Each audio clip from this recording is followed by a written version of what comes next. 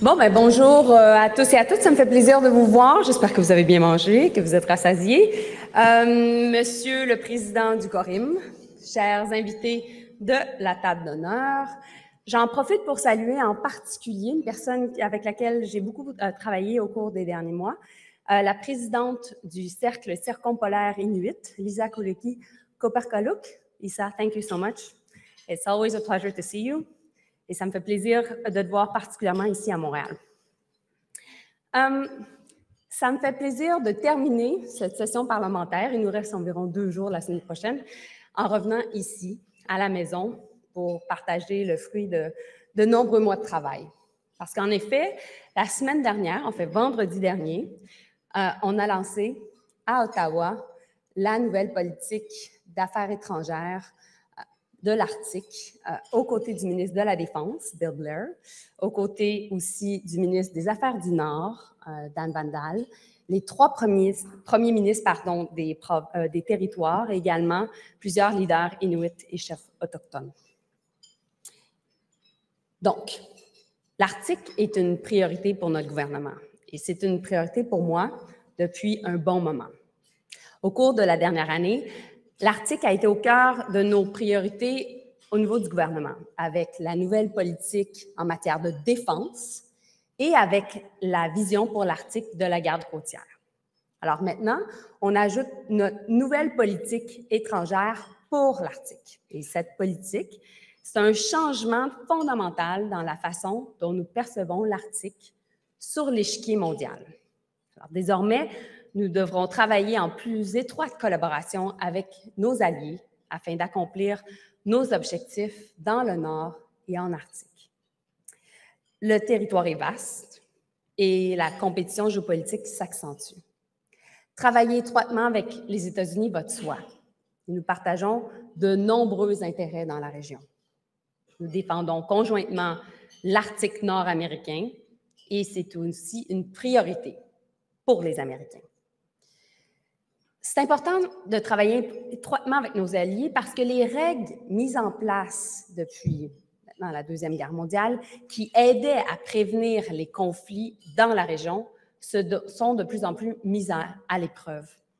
L'invasion illégale de l'Ukraine par la Russie nous a tous amenés à nous poser la question « Qui va être le prochain? » Il est clair que la Russie n'a pas de limite, n'a pas de ligne rouge, « red lines » comme on dirait en anglais. Ses visées sur l'Arctique et ses capacités sont bien connues. Après tout, la Russie est notre voisine et on doit en tenir compte. Mais ce qui est nouveau, c'est que la Russie est de plus en plus dépendante de la Chine en raison de sa guerre en Ukraine. Sa dépendance envers la Chine met la Russie dans une position de faiblesse et force la Russie à lui ouvrir une partie de son Arctique. Et la Chine en profite. Elle s'est déjà, par le passé, autoproclamée État adjacent à l'Arctique. Et on voit aussi que l'armée russe est de plus en plus agressive dans ses incursions en Arctique et que la Chine a commencé à mener des exercices militaires et des opérations conjointes avec la Russie. De plus en plus, des navires passent par l'Arctique. Et soyons francs, ces navires ne font pas que de la recherche scientifique. Tout cela se produit alors que la banquise est en train de fondre à cause des changements climatiques. Des nouvelles routes maritimes plus courtes s'ouvrent entre l'Indo-Pacifique et l'Europe. Des joueurs de plusieurs pays voient des nouvelles possibilités d'exploiter les ressources naturelles de l'Arctique. Et c'est maintenant clair, la région Indo-Pacifique, donc l'Asie et l'Europe, n'ont jamais été aussi proches et les conflits qui s'y déroulent n'ont jamais été aussi liés. Les Inuits, Premières Nations et les autres communautés du Nord nous mettent en garde depuis un certain moment. Le climat dans le Nord n'est plus ce qu'il était, autant au niveau des effets des changements climatiques, mais aussi au niveau géopolitique. Des acteurs étrangers intensifient leurs activités dans le Nord, sur la terre comme en mer. Ils utilisent de plus en plus la désinformation et la propagande pour saper nos institutions démocratiques et nous diviser. Ils ciblent différentes communautés, parmi elles leurs dissidents. Des cyberattaques et des actes d'espionnage se multiplient. Je peux vous assurer qu'il ne s'agit pas d'un problème propre seulement au sud du Canada. Les communautés dans le nord nous ont raconté avoir été approchées par des acteurs étrangers qui souhaitaient acheter des terrains chez eux pour influencer leur communauté éloignée. Et voici que quelques exemples. Le Canada est donc une nation de l'Arctique qui se trouve à un moment pivot. L'Arctique n'est plus une région à faible tension. Nous vivons dans un monde difficile et notre réponse doit être beaucoup plus ferme. Les décisions prises aujourd'hui vont façonner notre avenir. Face à ce constat, on agit. Maintenant, j'aimerais que vous ayez dans votre tête 2 cartes du monde, 2 maps monde. La première avec le Canada au centre, les États-Unis au sud, avec à l'est l'océan Atlantique, à l'ouest l'océan Pacifique. Celle qu'on a toujours en tête. Mais une autre, basée sur une vue du haut de la planète, avec l'océan Arctique au centre, mais aussi avec les 8 États de l'Arctique. Donc, le Canada, les États-Unis via l'Alaska, la Russie et les pays scandinaves et l'Islande, donc les 5 pays nordiques européens. Basé sur 2 cartes monde, map monde, je vais vous présenter maintenant notre politique étrangère sur l'Arctique. Cette politique-là repose sur 4 piliers. D'abord et avant tout, nous continuerons d'affirmer la souveraineté du Canada, y compris sur le passage du Nord-Ouest. La diplomatie et la défense travaillent main dans la main. Ce n'est pas pour rien que la nouvelle mise à jour de notre politique de défense s'appelle « Notre Nord, fort et libre ». Nous allons continuer de renforcer notre présence militaire pour protéger notre Arctique, bien entendu, pour protéger notre sécurité continentale, donc notre continent, aux côtés des États-Unis via NORAD, et aussi, troisièmement, pour renforcer notre collaboration avec nos alliés de l'Arctique et avec l'OTAN. Alors, on va procéder à des achats stratégiques clés pour renforcer notre capacité militaire dans la région. Et cette nouvelle politique étrangère pour l'Arctique va contribuer à faire bon usage de ces acquisitions. Nos objectifs de défense seront également atteints grâce à de nouveaux partenariats internationaux. Lors du sommet de l'OTAN qui a eu lieu à Washington l'été dernier, le Canada a annoncé un pacte de collaboration sur les brise-glaces avec les États-Unis, mais aussi avec la Finlande, qu'on appelle le Ice Pact. Ensemble, on va veiller à construire des brise-glaces nécessaires pour patrouiller dans les eaux nordiques. Et grâce à ce partenariat, le Canada se positionne en tant que chef de file mondial dans la production de brise-glace. Et je sais qu'il y a des gens ici du chantier Davy dans la salle. James, good to see you and thank you for all your work. Looking forward to answering any questions linked to it. Cette initiative aidera nos alliés dans la région de l'Arctique et créera des emplois bien rémunérés ici au Québec, à Québec, mais aussi à travers le Québec à cause de la chaîne d'approvisionnement. Et entre nous, soyons honnêtes, on a beaucoup de retard à rattraper quand on constate le nombre de brise-glaces que produit présentement la Russie et la Chine. Et donc, dans le cadre de ce premier pilier de notre stratégie, nous partagerons aussi du renseignement de sécurité aux chefs autochtones et aux premiers ministres des provinces et territoires afin qu'ils puissent participer pleinement à la prise de décisions relatives à leur sûreté et celle de leur communauté nordique. Maintenant, parlons du deuxième pilier. Le deuxième pilier consiste à promouvoir les intérêts du Canada via une diplomatie pragmatique. L'exacerbation du contexte géopolitique mondial signifie qu'on va avoir besoin d'une plus grande présence dans le Nord. Nous avons besoin de liens encore plus étroits avec nos alliés de l'Arctique, comme les États-Unis et les pays nordiques. Je le disais au début, l'Arctique sera une priorité de notre collaboration avec les États-Unis. Nous travaillerons également plus étroitement avec d'autres pays qui ne sont pas de l'Arctique, mais avec qui nous partageons des intérêts communs, notamment dans l'Atlantique Nord et dans le Pacifique Nord. Afin d'étendre notre présence dans le Nord et là où ça compte, nous allons ouvrir 2 consulats également, un à l'ouest, à Anchorage, aux États-Unis, mais un autre aussi à l'est, à Nuuk, au Groenland. Maintenant, le troisième pilier traite de notre leadership sur la gouvernance de l'Arctique. Depuis l'invasion illégale de l'Ukraine, nous avons dû demander des comptes à la Russie. Et à partir de ce moment-là, il n'était plus possible de se réunir en dirigeant comme si de rien n'était. Que ce soit au sein du Conseil de l'Arctique ou au sein de tout autre forum diplomatique. Malgré l'absence d'engagement politique avec la Russie, le Conseil de l'Arctique poursuit son important travail en tant que principal forum pour les affaires de l'Arctique. Les participants permanents autochtones du Conseil jouent un rôle clé dans la poursuite de ces activités. Ils sont en effet en contact régulier avec d'autres populations qui vivent elles aussi en Arctique, notamment en Russie. C'est pourquoi nous avons entendu haut et fort l'importance de maintenir le Conseil de l'Arctique fonctionnel. Mais au même moment, sur les 8 pays de l'Arctique, 7 sont désormais membres de l'OTAN. L'article 5 de l'OTAN nous protège donc tous. Le Canada est fier d'avoir été le premier pays à ratifier l'adhésion de la Finlande et de la Suède à l'OTAN. En septembre dernier, j'ai accueilli pour la première fois à Iqaluit, au Nunavut, les ministres des Affaires étrangères et des représentants des 5 pays nordiques. On parle ici, bien entendu, du Danemark, de la Norvège, de la Suède, de la Finlande et de l'Islande, ainsi que du Groenland et des îles Féroé, qui sont associées au Danemark. Nous avons discuté de nos préoccupations communes en matière de sécurité et ce type de dialogue a définitivement contribué à l'élaboration de notre nouvelle politique sur l'Arctique. Et je les ai invités à nouveau avec les États-Unis, donc avec le secrétaire d'État Tony Blinken, pour une rencontre qui a eu lieu la semaine dernière, alors que nous étions à Bruxelles dans le cadre de l'OTAN. Et ce n'est que le début. Nous allons poursuivre tous les 7 ce nouveau dialogue sur les questions de sécurité dans l'Arctique. Quatrièmement, notre quatrième pilier est axé sur la nécessité de s'assurer d'avoir les bonnes personnes autour de la table.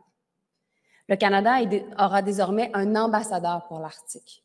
Nous trouverons également des nouveaux moyens d'améliorer la représentation des peuples autochtones sur la scène internationale et de faire valoir leurs priorités auprès de leurs homologues internationaux.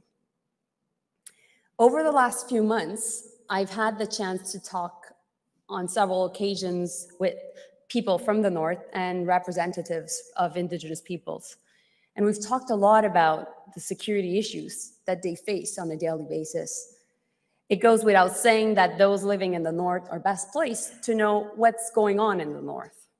And they told me about the very real effects of climate change, such as the destructive wildfires that have forced them to leave their homes. And we all remember summer of 2023 in Yellowknife. And I also heard them rightly reminding me, nothing about us without us. And all these conversations have contributed to the policy I'm sharing with you today. It responds to these concerns and it builds on their observations. And we wanted to put the people of the North at the heart of all of our actions. After all, they're a central part of what makes us an Arctic nation. Et donc, avec ces 4 piliers, nous abordons l'Arctique de manière fondamentalement différente. En effet, nous ne pouvons plus compter uniquement sur notre géographie pour nous protéger. Jusqu'à maintenant, nous avions tendance à voir l'Arctique d'un point de vue nord-sud. Nous changeons maintenant notre approche pour l'envisager aussi sous d'autres angles.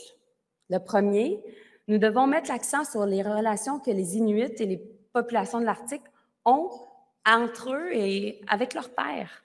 Et nous devons approfondir les relations nord-nord. Et en même temps, pour renforcer notre diplomatie et protéger notre continent, nous devons aussi voir l'Arctique comme le lien entre l'Est et l'Ouest de notre continent, du territoire de l'OTAN et de nos alliés du côté de l'Atlantique, en passant par le Nord et le territoire de NORAD jusqu'au Pacifique, où on travaille avec d'autres pays partenaires, notamment le Japon et la Corée du Sud. Nous devons donc travailler en équipe pour soutenir les collectivités inuites et leurs aspirations, et au même moment, nous devons également travailler avec les territoires et nos alliés de l'Arctique. La nouvelle politique étrangère pour l'Arctique représente un changement fondamentale dans la façon dont nous envisageons le rôle du Canada dans une région qui devient de plus en plus stratégique à mesure que les tensions géopolitiques s'aggravent. Elle a été soigneusement élaborée avec des personnes qui y vivent et nous devons maintenant la mettre en œuvre. Notre géographie est notre destin, alors relevons le défi. Tout comme l'Arctique, notre relation avec les États-Unis est pour nous d'une importance capitale. Et je sais, basé sur mes conversations, que vous avez plusieurs questions. Alors, j'ai eu la chance d'échanger avec plusieurs sénateurs républicains et démocrates et avec différents décideurs de l'administration Biden et Trump. Et je sais que Martine Hébert va avoir des questions très difficiles pour moi. Alors, ça me fait grand plaisir, Martine, d'y répondre. Et alors, continuons la conversation. Merci beaucoup.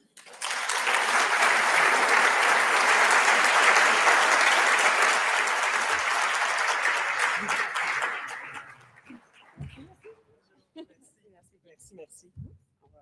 Attention. Oui, on passe côté jardin, pas côté cour. Merci beaucoup, Madame la ministre. Bonjour tout le monde. Très contente d'être avec vous aujourd'hui. Ça me fait plaisir. J'étais contente dans votre discours quand vous avez parlé de la map monde puis de la carte en disant le Canada et les États-Unis et non pas les 51 États des États-Unis. Ça commence bien. Oui.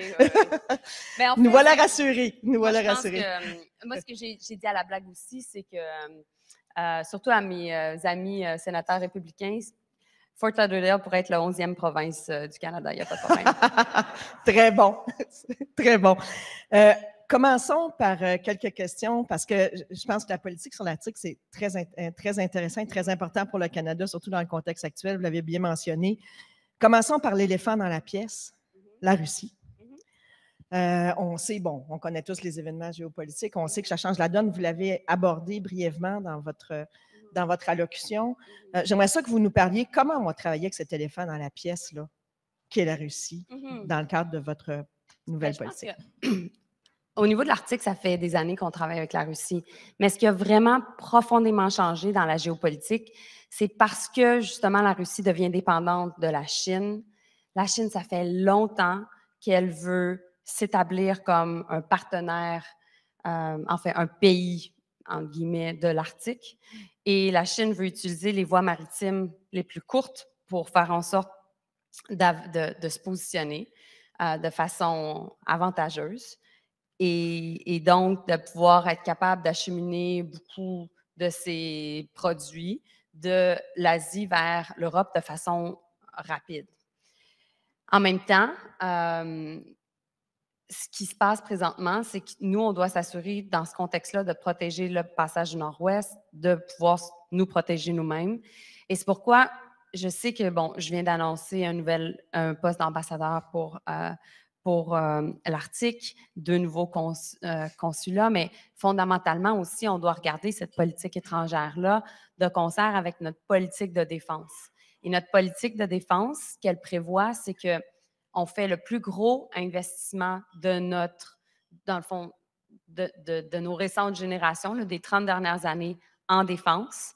On met 8 milliards de dollars sur 5 ans en défense, 73 sur 20 ans, 73 milliards sur 20 ans, mais pendant longtemps, on a pensé qu'investir en défense, il fallait le faire pour d'autres pays. Mais là, on le fait pour nous. Puis c'est ça l'affaire Martine, c'est qu'on investit où? On investit en Arctique.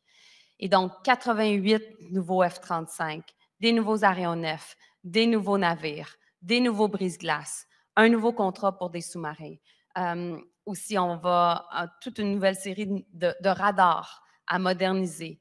On est en train aussi d'investir dans plusieurs domaines, notamment de l'intelligence artificielle pour nous aider au niveau de la défense.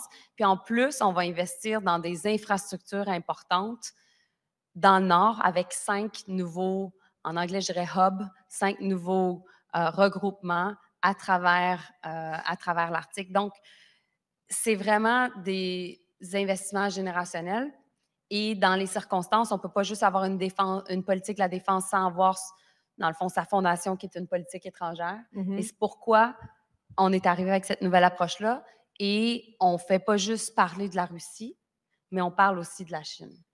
Et on a décidé de développer cette politique de la défense, mais aussi de politique d'affaires étrangères, pas en vase clos, pas en voyant que des mondes, mais en sachant qu'il y a des gens qui y habitent en Arctique et que ces gens-là ont pendant trop longtemps été pris pour acquis, ont été aussi déplacés à travers notre histoire et donc il y a nécessairement des traumatismes liés à ces déplacements-là.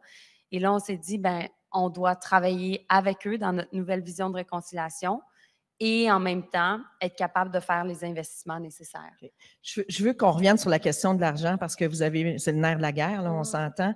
Vous avez mentionné quoi, 8 milliards d'investissements sur 5 ans. Sur 5 ans, sur la défense. On sait qu'on a de la difficulté à rencontrer nos cibles de l'OTAN. Est-ce que ça va s'inscrire concomitamment à ces cibles-là ou c'est séparé ou c'est en addition à? Ou non, comment? Ça fait partie justement de l'atteinte de la cible. Et donc, c'est pour ça qu'on est arrivé avec cette approche-là avant le sommet de l'OTAN. Donc, ça faisait partie de notre dernier budget. Ça a été annoncé au printemps. Et mon objectif, c'était de travailler pour avoir la nouvelle politique étrangère sur l'Arctique, dans le fond, à peu près au même moment. Mais j'avais eu l'occasion aussi de travailler beaucoup avec Nathan Obed, qui est le président de ITK, qui est, Lisa me regarde, oui, qui est essentiellement le chef des Inuits, et avec les différentes communautés Inuits. Et je me suis dit, on ne peut pas lancer une politique sans avoir fait le travail en travaillant avec les Inuits et les partenaires. Ça, tout à fait. Oui, et donc, ça nous a pris un petit peu plus de temps, mais ça a fait en sorte que on a-tu un scoop du budget de l'énoncé budgétaire de Mme Freeland de lundi, là, avec ces sommes-là qui vont être investies? C'est pas moi qui va faire bouger les marchés aujourd'hui, en fin de journée. Mais en même temps, je pense qu'on a fait beaucoup en matière de défense. Je pense que ces investissements-là ne sont pas assez connus par les gens au Canada. Mais en même temps, je pense qu'il va falloir faire plus parce qu'on va être aussi sous pression pour en faire plus. Et je pense que le Canada, depuis longtemps, nous, on bénéficie d'une espèce de dividende lié à notre présence à côté des États-Unis, mais aussi le fait qu'on a une géographie qui est beaucoup plus simple que plusieurs pays de l'Europe. Mais fondamentalement, on est dans un monde qui est beaucoup plus complexe, plus dangereux, plus difficile. Et donc, c'est pour ça qu'on doit avoir une approche beaucoup plus robuste. On a parlé d'éléphants, vous avez parlé des États-Unis, l'éléphant dans la pièce, la Russie, l'éléphant dans notre lit maintenant, les États-Unis. Hein? Je vois John Parizella qui rappelle toujours, que c'est ça, Trudeau père disait toujours que être avec les États-Unis, c'est comme dormir dans un lit avec un éléphant. Pour le Canada. Donc, l'éléphant étant pas nous, hein, vous avez bien compris. Donc, l'éléphant dans notre lit, justement, on a des liens, vous l'avez mentionné, très étroits avec les États-Unis. On sait que le contexte a changé. Le changement de garde, là, va vous amener à discuter avec d'autres interlocuteurs, hein, parce que là, vous aviez dit que ça allait bien, vous avez des engagements de la part des interlocuteurs actuels. On sait que la nouvelle garde est un petit peu moins prévisible, on va dire ça comme ça, vu qu'on est des diplomates, que la garde précédente. Donc, est-ce que vous avez déjà des pistes de collaboration ou des sons de cloche à cet égard-là, là, avec la nouvelle administration américaine concernant l'Arctique d'abord? Puis après ça, on va parler des tarifs parce que je sais qu'il y a beaucoup de gens d'affaires dans la salle. Bien, en fait, sur l'Arctique, oui.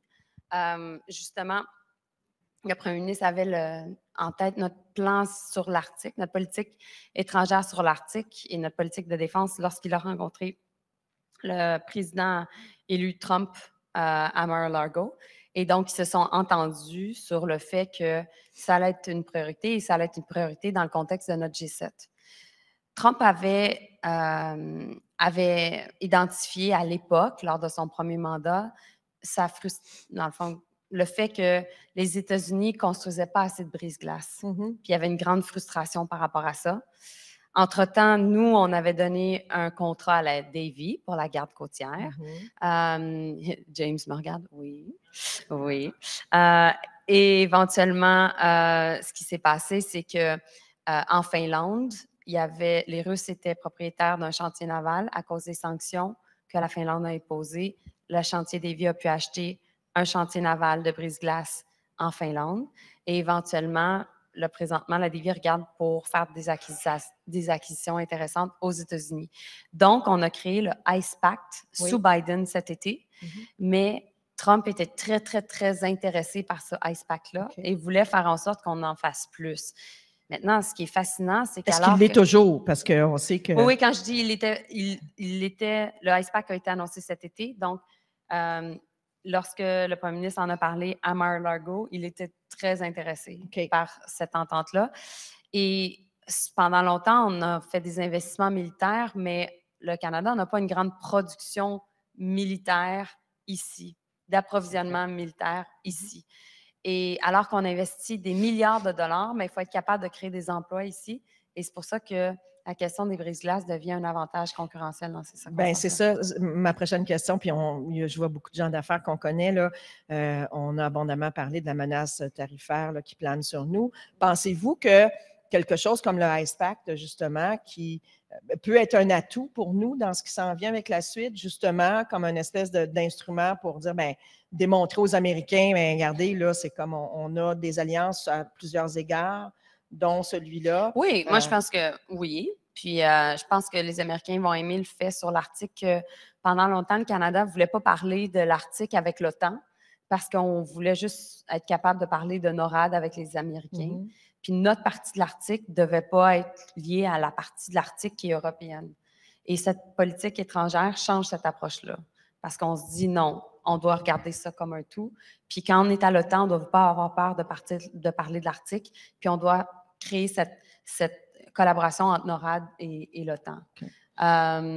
Mais en même temps, ça me semble assez évident, là, je ne vais pas créer une quelconque controverse, mais les Américains vont vouloir qu'on dépense plus en défense. Bien, tout à fait. Comme tous les autres pays européens qui font partie de l'OTAN, de l'alliance de l'OTAN, qui ne sont pas à 2 %. Alors, nous, on va, dans les prochaines années, investir plus en défense. C'est ça la réalité que le Canada qui va être notre réalité. Et c'est ça la réalité dans laquelle on va devoir composer. Et donc, dans les circonstances, alors qu'on va être aux prises avec ces pressions-là, nous, il va falloir faire ces choix-là d'investir davantage. Sur la question des tarifs, justement, vous allez à Washington, là, vous allez aux États-Unis de temps en temps. Je pense que vous étiez d'ailleurs là cette semaine. C'est quoi votre lecture là, de ce qui s'en vient? Est-ce qu'on va vraiment, M. Trump, est-ce qu'ils sont vraiment sérieux? Est-ce qu'on va être capable, on va être capable de convaincre les Américains de ne pas aller de l'avant? J'ai beaucoup de conversations avec différents sénateurs républicains, démocrates aussi, puis aussi des leaders qui font partie de l'administration Trump. Et mon objectif, c'est de faire ces connexions-là, alors qu'il y a certains aussi candidats de la future administration Trump qui ne sont pas encore confirmés, parce qu'ils vont être confirmés à partir du 20 janvier. Premièrement, on a un bon plan pour la frontière. Ce plan-là, il est prêt. Il a été développé par Dominique Leblanc et son équipe. Il a-t-il été testé avec les Américains? Parce que c'est ce que je me... J'y arrive, Martine, j'y arrive. Il est chiffré. Il y a un excellent budget qui va être associé. Ce budget-là va faire partie, dans le fond, de ce qu'on va annoncer la semaine prochaine. Et moi, mon boulot, c'est de prendre ce plan-là et d'en parler avec les Américains. Les conversations vont bien, mais on ne prend rien pour acquis. Moi, je pense qu'on est capable de collaborer avec l'administration en place. Mais en même temps, en tant que diplomate, ce que j'ai vu, c'est qu'on peut collaborer, puis en même temps, on doit être ferme, puis on doit se défendre.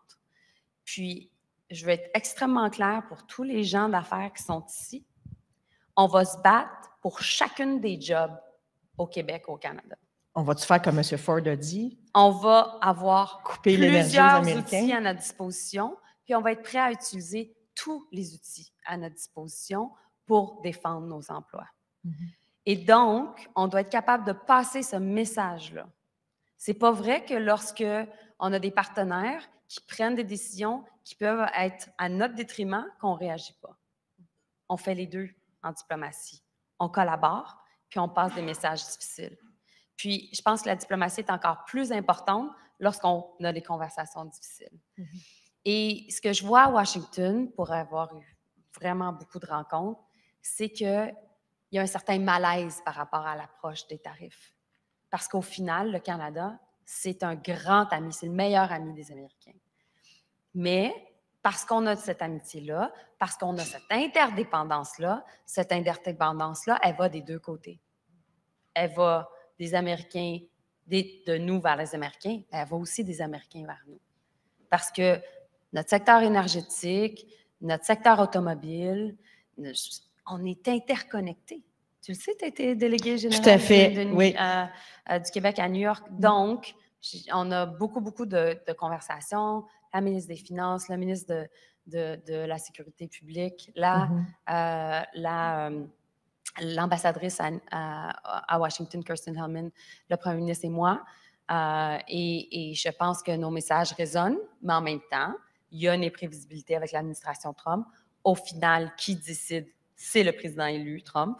Alors, dans ces circonstances-là, on va continuer à peut-être des petites initiatives intéressantes. C'est intéressant ce qu'a fait M. Ford comme publicité. Évidemment, c'est peut-être pas l'idéal qu'une province se mette à se promener comme ça en faisant des messages aux États-Unis là, sans que ce soit concerté avec le fédéral, mais peut-être que c'est une avenue à emprunter et aussi le milieu des affaires américains, hein, parce que vous l'avez dit tantôt, on travaillait beaucoup avec les consulats américains dans les délégations du Québec, on travaille beaucoup avec l'ambassade aussi. Le milieu des affaires est un excellent ambassadeur, là, donc j'espère que vous allez rallier. Oui, c'est ça, on est à 0 minute, là, je le vois les gens qui nous disent qu'on a malheureusement plus de temps, mais moi, je suis prête, là, j'aurais pu continuer à jaser. Là. Mais j'ai vraiment une dernière question super importante. Monsieur Trudeau, est-ce qu'il vous a dit si le pain de viande était bon? Parce que c'est pareil que c'est la recette de Mme Trump. On veut le savoir. Il m'en a pas parlé. Dominique Leblanc m'a dit qu'il était bien bon. Pouvez-vous bon, parfait. Bon, ben on le sait. Merci beaucoup, Madame la ministre, de vous être prêtée au jeu.